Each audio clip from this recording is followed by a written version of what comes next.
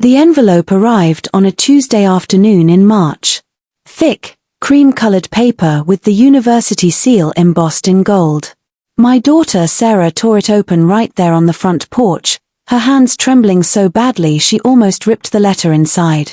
Mom! Mom, oh my God! Her voice cracked. Full ride. 4 years. Everything covered. I grabbed the letter, reading it twice to make sure it was real. The Chancellor's Merit Scholarship. Full tuition, room and board, books, even a stipend for living expenses. Total value, $280,000 over 4 years. Sarah had earned this through 4 years of perfect grades, volunteer work, leadership positions, and an essay that made her English teacher cry. We stood on that porch hugging and crying while the neighbor's dog barked at us through the fence. This was it. This was Sarah's ticket out of the 2-bedroom apartment we'd shared since her father left when she was 3. Out of the neighborhood where gunshots woke us up twice a month. Into a future I could barely afford to dream about.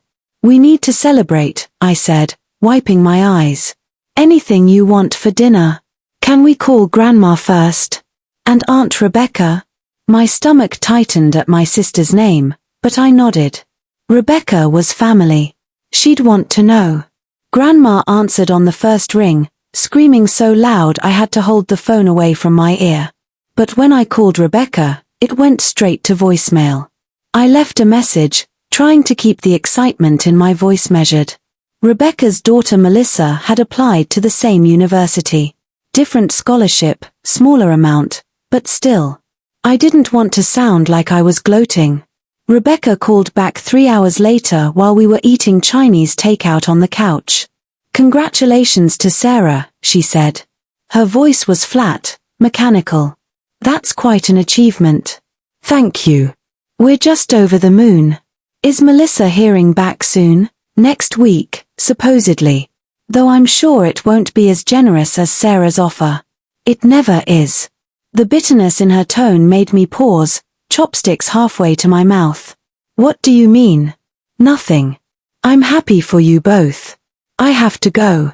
Melissa needs help with something. She hung up before I could respond. Sarah looked at me, frowning. Is Aunt Rebecca mad? No, baby. She's just tired. You know how she gets. But I knew my sister. And that cold edge in her voice meant something. The call came 4 weeks later. I was at work, restocking shelves at the grocery store where I'd worked for 12 years.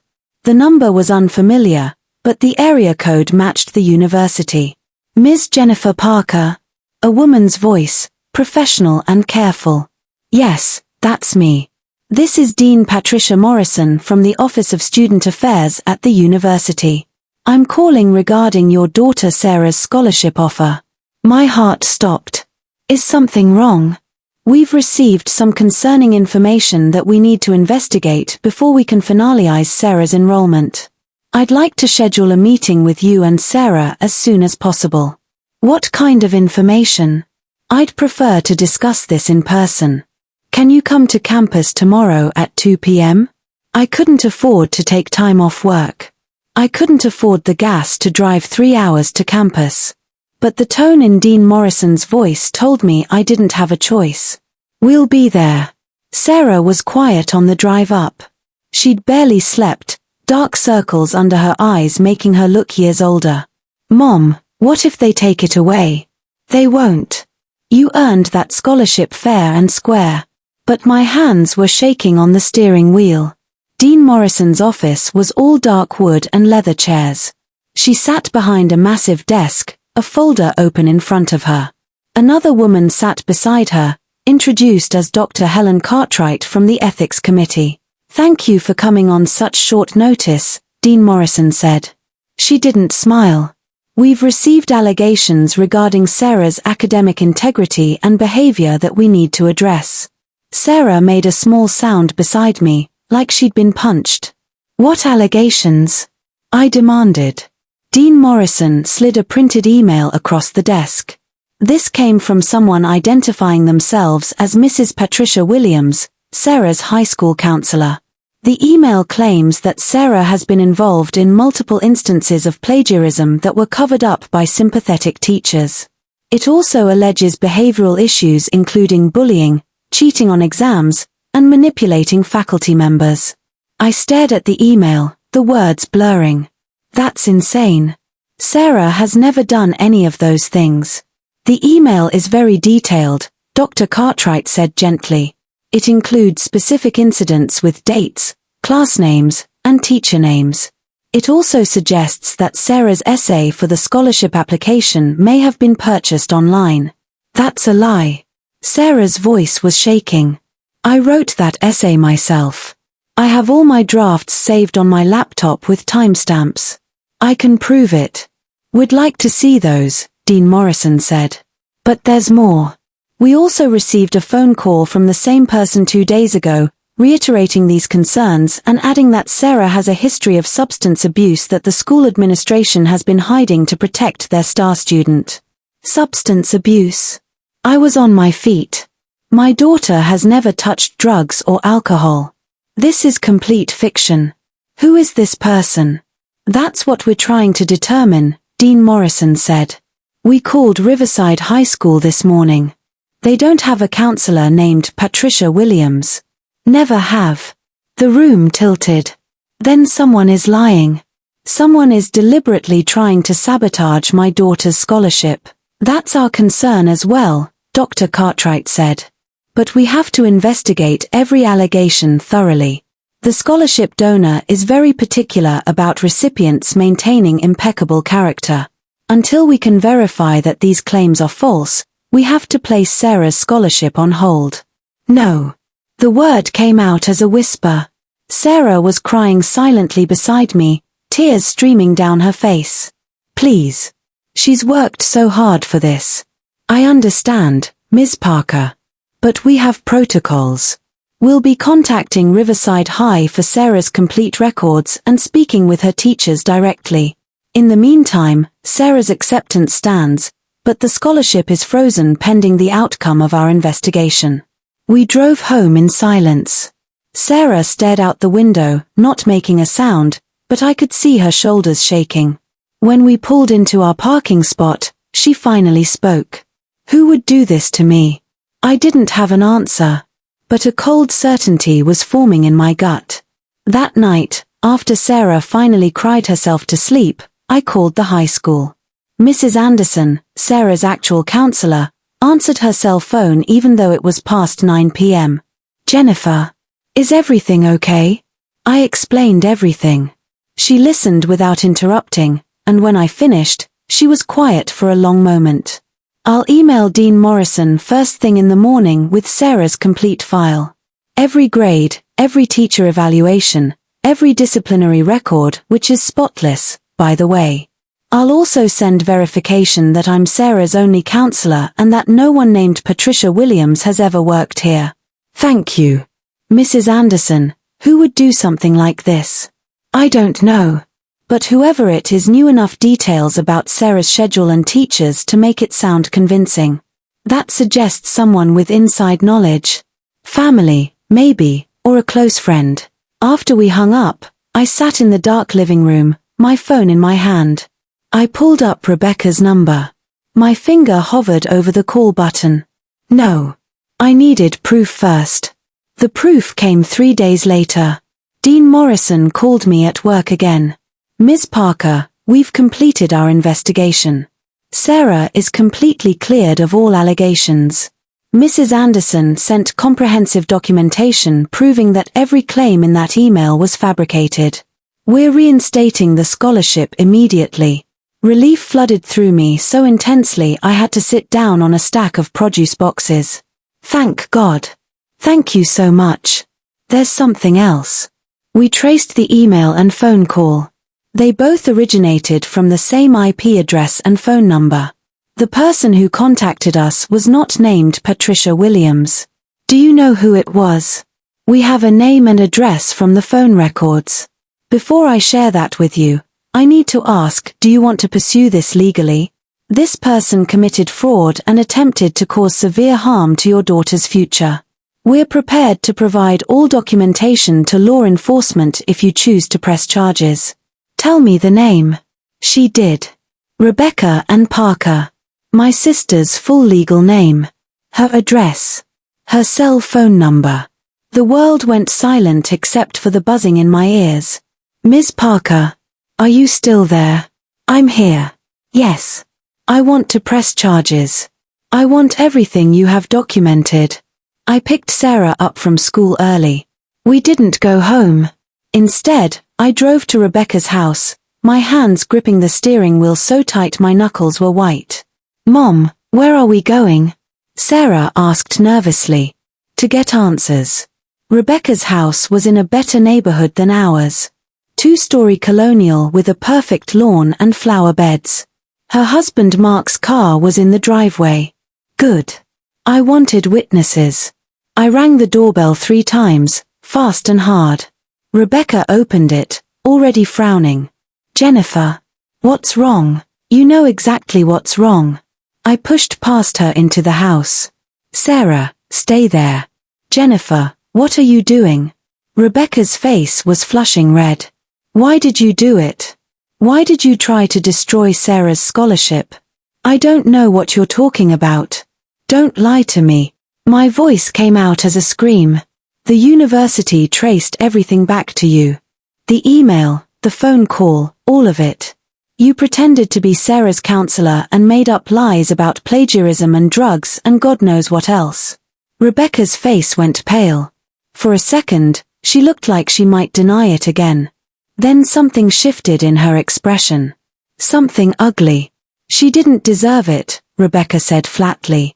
That scholarship was supposed to go to Melissa. She's been working toward this for years.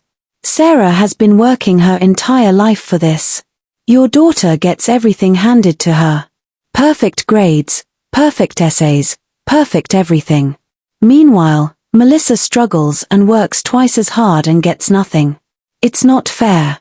So you tried to ruin Sarah's future? Your own niece. I was trying to level the playing field. Someone needed to make sure the right person got that scholarship. Melissa deserves it more. I couldn't breathe. This was my sister. My blood. The person who'd been my maid of honor, who'd held Sarah when she was a baby, who I trusted with everything. You're sick, I whispered. You're actually sick. I'm protecting my daughter. You've always been the golden child, Jennifer. Everything always worked out for you. Well, this time I made sure things worked out for Melissa instead. Except they didn't work out, did they? Because Sarah's scholarship is reinstated. She's cleared. And now you're going to face charges for fraud and attempted sabotage.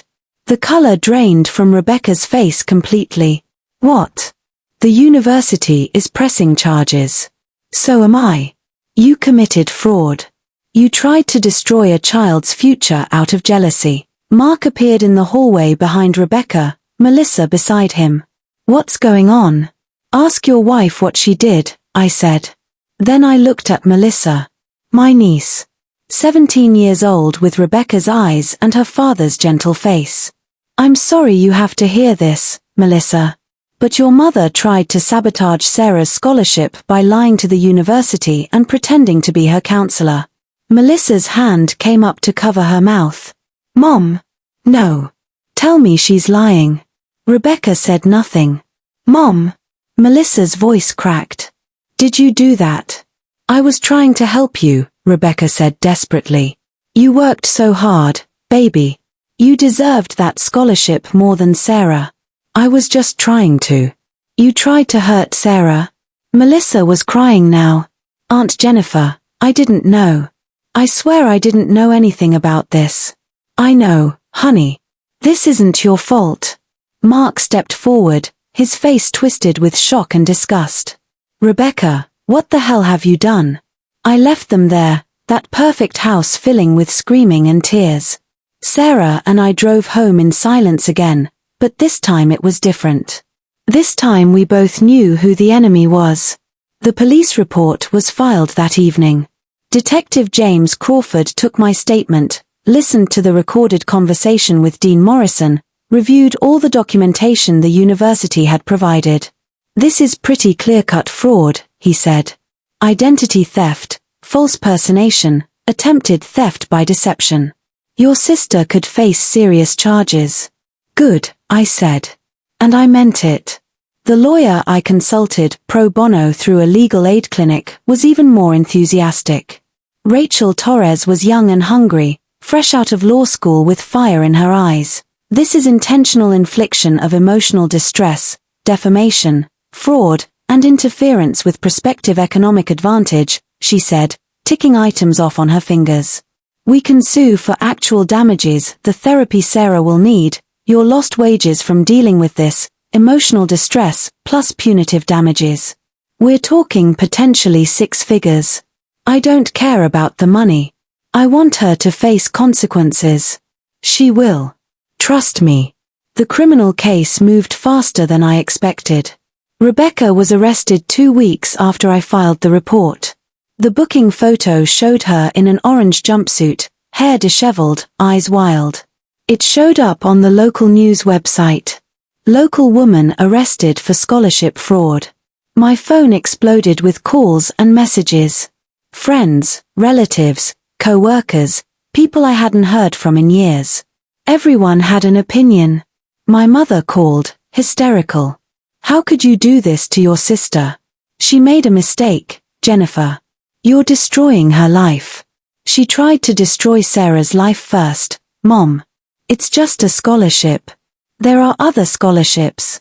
Just a scholarship." I was shaking with rage. That scholarship was Sarah's entire future. Her way out. And Rebecca tried to steal it because she couldn't stand the idea of Sarah succeeding. "You need to drop the charges. We're family." "No, Mom. I need to protect my daughter. And if you can't see that, then we have nothing more to talk about." I hung up on my mother for the first time in my life. Mark called me a few days later. His voice was hollow, defeated. "Jennifer, I need you to know that I had no idea what Rebecca was doing. None. If I'd known, I would have stopped her. I believe you. I've moved out. I'm filing for divorce. I can't be married to someone who would do something like this. Melissa is living with me. She doesn't want to see her mother right now." "How is Melissa?" "Devastated. She's been in therapy twice a week. She keeps saying that if she'd just been smarter, her mom wouldn't have done this. I keep telling her that's not how it works, but she doesn't believe me. My heart ached for my niece. Tell her Sarah would like to talk to her if she's ready. This isn't her fault." "I will. Thank you." The preliminary hearing was in June. Rebecca showed up with a public defender who looked fresh out of law school and completely overwhelmed. She'd lost weight, her clothes hanging off her frame. She wouldn't look at me. The judge reviewed the evidence, the emails, the phone records, the testimony from Dean Morrison and Mrs. Anderson, the recorded confession from my visit to Rebecca's house. "Ms. Parker," the judge said, looking at Rebecca over his glasses. "Did you send fraudulent communications to the university regarding your niece Sarah Parker's scholarship?" Rebecca's lawyer whispered something to her. She nodded slowly. "Yes, Your Honor." "Did you falsely identify yourself as a high school counselor?" "Yes." "Did you make knowingly false allegations about plagiarism, behavioral issues, and substance abuse?" Her voice was barely a whisper. "Yes." The judge set bail at $50,000. Rebecca's lawyer requested a reduction, arguing that she had no criminal history and wasn't a flight risk. The judge denied it. This was a calculated, premeditated attempt to destroy a young woman's educational opportunities and future prospects, he said coldly. Bail stands at $50,000. Trial date is set for September 15th. Rebecca couldn't make bail. She stayed in county jail for 3 months. The civil case moved forward simultaneously. Rachel deposed Rebecca in August, with me sitting in the room watching. Rebecca looked terrible. Prison had aged her a decade. Her hands shook constantly. "Why did you do it?" Rachel asked, her voice clinical and precise. "I don't know." "That's not an answer, Ms. Parker. Why did you deliberately sabotage? Silence. Was it because your daughter Melissa was competing for a different scholarship at the same university? Melissa had worked so hard, Rebecca said finally. Her voice cracked. She'd been studying, volunteering, doing everything right. And then Sarah gets this full ride like it's nothing. Like it's easy. It wasn't easy, I interrupted. Rachel shot me a warning look, but I couldn't stay quiet. Sarah worked herself to exhaustion for 4 years. She earned every bit of that scholarship. Rebecca finally looked at me. You don't understand. You've never understood. Everything has always come easier for you. You were always the pretty one, the smart one, the one everyone loved. I spent my whole life in your shadow. So you tried to push Sarah into your shadow? She's a child, Rebecca. Your niece. How could you? I didn't think it would go this far, she whispered. I thought they'd just investigate and maybe delay things. Give Melissa a chance to catch up. I didn't think, she broke off, crying. You didn't think about the consequences, Rachel said. You didn't think about the emotional trauma you'd cause Sarah. You didn't think about anything except your own jealousy. The deposition continued for 3 more hours. By the end, Rebecca had admitted to years of smaller incidents I hadn't known about.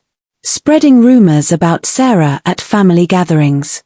Telling relatives that Sarah's accomplishments were exaggerated or that I was lying about them. Discouraging Melissa from staying close to Sarah because their friendship made Rebecca uncomfortable. I wanted Melissa to be the star, Rebecca admitted. I wanted people to see her the way they saw Sarah. But it never worked. No matter what Melissa did, people always talked about Sarah instead. After the deposition, Rachel pulled me aside. We've got her on everything. The criminal trial is going to end in conviction, guaranteed. The civil case is even stronger. I'm estimating $180,000 to $250,000 in damages when this is over. I don't want her money. I want her to understand what she did. She understands. She just doesn't want to accept responsibility for it. The criminal trial was in September. It lasted 3 days. The prosecution laid out everything, the timeline, the evidence, the premeditation. Rebecca's defense attorney tried to argue temporary insanity brought on by stress, but the premeditated nature of the emails and phone call undermined that argument completely.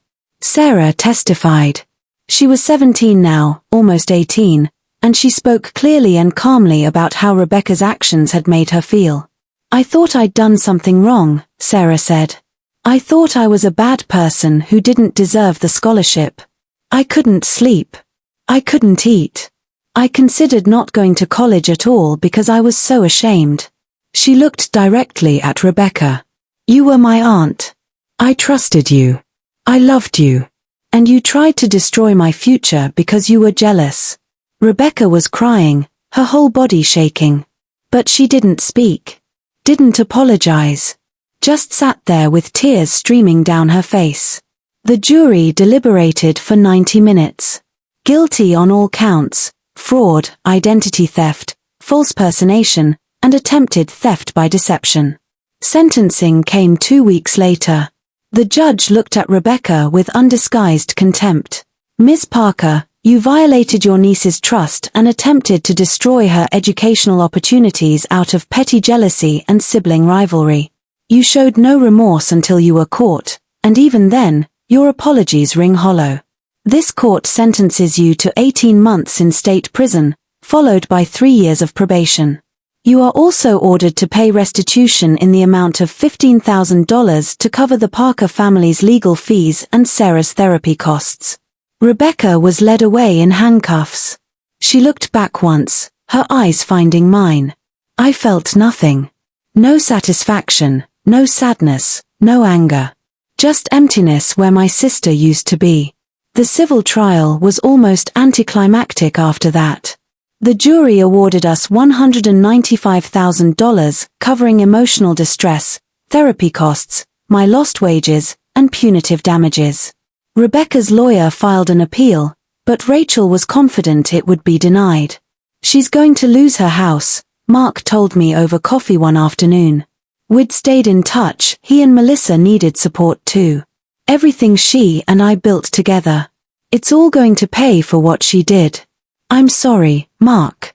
I know this isn't what you wanted. No, but it's what she deserves.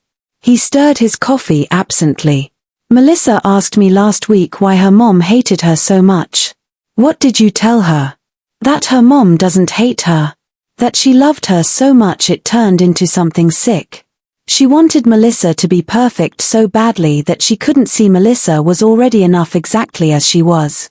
I thought about that a lot in the following weeks. About how love could curdle into something poisonous when it was mixed with jealousy and insecurity. About how Rebecca had spent so many years resenting me that she'd passed that resentment down to Melissa without even realizing it. Sarah started college in September, just a few weeks after Rebecca was sentenced. I drove her to campus, helped her move into her dorm, met her roommate. She was nervous but excited, ready to start fresh. Mom, she said as I was leaving. Thank you for fighting for me. I know it wasn't easy. Baby, fighting for you is the easiest thing I've ever done. You're worth every second of it. I hugged her tight, breathing in her shampoo smell one last time before I let go and walked back to my car alone. Melissa came to visit Sarah at college in October. Sarah called me afterward, excited. Mom, we had such a good talk. She's doing better. She got into state on an academic scholarship smaller than mine, but still good. She starts next semester. That's wonderful. How does she feel about her mom? Sarah was quiet for a moment. She said she loves her but doesn't like her very much right now. She said maybe someday she'll be able to forgive her, but not yet. The hurt is too fresh. That's fair. Mom, do you think Aunt Rebecca will ever understand what she did? I don't know, baby. I hope so. But that's not our responsibility anymore. Rebecca served 14 months before being released on good behavior. She moved to Ohio to live with our Aunt Margaret, as far from us as she could get while staying in the region. I heard through the family grapevine that she was working at a call center, living in a studio apartment, trying to rebuild her life. She wrote Sarah a letter 6 months after her release. Sarah showed it to me, asking if she should respond. The letter was pages long, handwritten on lined notebook paper. Rebecca apologized profusely, explaining that she'd been in therapy in prison and had come to understand how her jealousy of me had poisoned her relationship with Melissa and Sarah both. She acknowledged that Sarah had done nothing wrong, that the scholarship was earned and deserved, that her actions were indefensible. I don't expect forgiveness, she wrote at the end. I don't deserve it. But I want you to know that I'm sorry. I'm so sorry for what I did to you. What should I do? Sarah asked me. That's entirely up to you, baby. You don't owe her anything. But if responding would give you closure, then do it. Sarah wrote back. A short letter thanking Rebecca for the apology and wishing her well, but making it clear that they wouldn't be rebuilding a relationship anytime soon. Maybe someday. But not now. I never responded to the letter Rebecca sent me. I had nothing to say to her that hadn't already been said in court. My mother reached out a year after Rebecca's sentencing, wanting to reconcile. She's paid her debt to society, Mom said. Can't we all move past this now? I have moved past it, Mom. But moving past it doesn't mean forgetting what happened or pretending everything is fine. You've always been so unforgiving, Jennifer. No, Mom. I've always protected my daughter. There's a difference. We talk now, occasionally. Holidays are still awkward. But I don't regret my choices. Sarah graduated with honors 4 years later, that Chancellor's Merit Scholarship covering every penny of her education. She was accepted to law school. Rachel Torres had inspired her. She wanted to help other people navigate situations like ours, to fight for people who couldn't fight for themselves. At her graduation, Sarah gave a speech about resilience and fighting for what you deserve. She didn't mention Rebecca by name, But everyone in our family who was there knew what she was talking about. Someone once tried to take my dreams away from me, Sarah said, her voice clear and strong. They tried to convince others that I was unworthy, that I didn't deserve the opportunities I'd earned. But my mother taught me that you fight for what's right, even when it's hard. Especially when it's hard. She taught me that you don't let anyone, not even family, destroy your future. She looked right at me in the audience. Mom, thank you for teaching me that I'm worth fighting for. That's the greatest gift you ever gave me. I cried through the entire speech. Proud, grateful tears. Rebecca sent Sarah a graduation card. Sarah opened it, read the short message inside, then put it in a drawer. Maybe I'll respond someday, she told me. But not today. That was 5 years ago. Sarah is a practicing attorney now, working for a non-profit that helps low-income families navigate education law. Melissa is a teacher, working with at-risk kids. The cousins are close again, having worked through the trauma together in therapy. I still live in the same apartment, though I could afford to move now with the settlement money. Sarah keeps telling me to find something nicer, but this place is home. This is where we survived. Where we fought. Where we won. I ran into Rebecca once, about a year ago. At a grocery store 3 towns over from where we both grew up. We made eye contact across the produce section. For a moment, neither of us moved. Then she turned and walked the other way. I finished my shopping and went home. And I felt nothing but relief that the woman who looked so much like me was now a stranger. Some people say I should forgive her. That family is everything. That holding grudges only hurts yourself. But I protected my daughter. I showed her that actions have consequences, that even family members don't get free passes to cause harm, that her future was worth fighting for no matter what it cost. That's not a grudge. That's love. The fierce, protective kind that doesn't apologize for drawing lines in the sand. Sarah's happy. She's successful. She's whole. And every time I see her living the life she earned, I know I made the right choice. Some bridges don't need to be rebuilt. Some stay burned. And that's okay.